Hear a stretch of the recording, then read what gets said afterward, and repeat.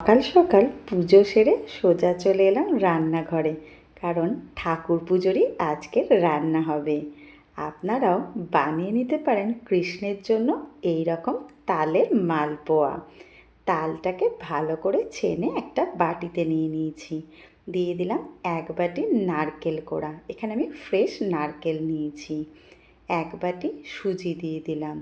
1 বাটি চিনি অ্যাড করলাম এর মধ্যে। দিয়ে দিচ্ছি 1 বাটি ময়দা, আর দিয়ে দিলাম হাফ বাটি গুঁড়ো দুধ। গুঁড়ো দুধ দিলে কিন্তু টেস্টটা দারুণ হয়। এবারে অল্প সামান্য একটু লবণ আর 2 চামচ মৌরি। সব উপকরণগুলোকে আমি একটা বড় পাত্রের মধ্যে ঢেলে নিলাম, কারণ তাতে মাখতে খুবই সুবিধা হবে।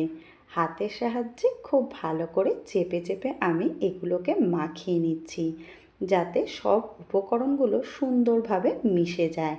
আর মাপটা যেভাবে দেখালাম সেটা যদি আপনারা ব্যবহার করতে পারেন, তাহলে আপনাদেরও তালের মালপোয়া একদম পারফেক্ট হবে।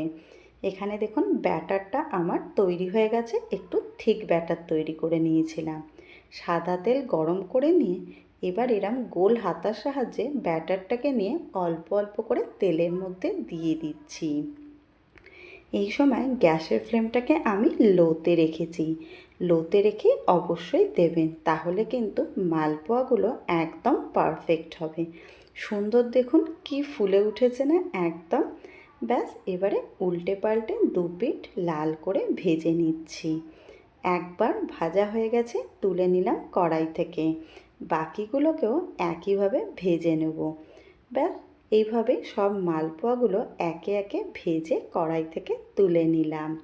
এখানে দেখুন কি সুন্দর ফোলা ফোলা তালের মালপোয়া তৈরি হয়েছে না। আপনারাও এইভাবে বাড়িতে তালের মালপোয়া বানিয়ে নিতে পারেন জন্মাষ্টমীতে কৃষ্ণের জন্য। রেসিপিটা কেমন লেগেছে আমাকে কমেন্টে অবশ্যই জানাবেন।